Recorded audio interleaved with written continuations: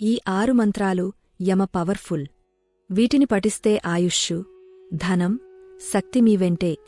అనేక మంది దేవుళ్ళు, దేవతలను పూజించేందుకు హిందువులు పలు విధానాలను పాటిస్తుంటారు.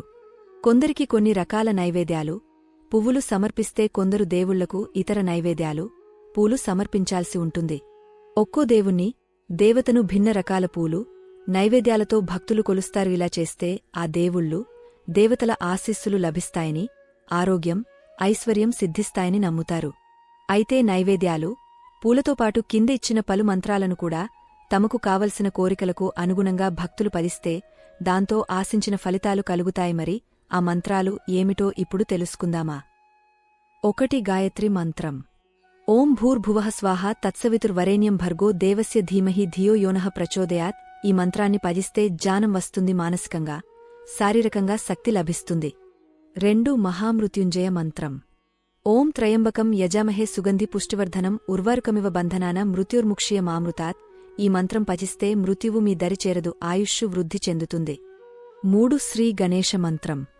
శ్రీవక్రతుండాయ మహాకాయ సూర్యకోటి సమప్రభా నిర్విష్ణం కురుమే దేవ సర్వకార్యేషు సర్వదా. ఈ మంత్రం పఠిస్తే పనులన్నీ ఎలాంటి ఆటంకాలు లేకుండా పూర్తవుతాయి, ఎలాంటి అవరోధాలు ఎదురుకావు. జీవితం సుఖంగా సాగుతుంది. 4 సరస్వతి స్తోత్రం.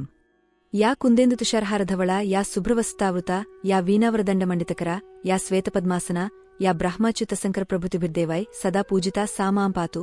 సరస్వతి భగవతి నిశేషజాడ్యాపహ.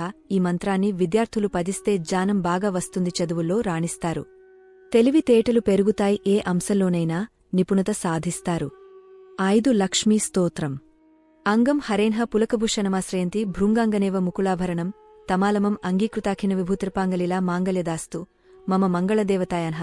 ఈ మంత్రాన్ని పఠిస్తే ఆయురారోగ్య ఐశ్వర్యాలు సిద్ధిస్తాయి, ధనం కలుగుతుంది. 6 లక్ష్మీ స్తుతి. నమస్తేస్తు మహామాయే శ్రీపీకే సురపూజితే శంఖచక్రగదాహస్తే మహాలక్ష్మి నమోస్తుతే. ఈ మంత్రాన్ని పఠిస్తే సమస్యలన్నీ తొలగిపోయి జీవితం సాఫీగా సాగుతుంది.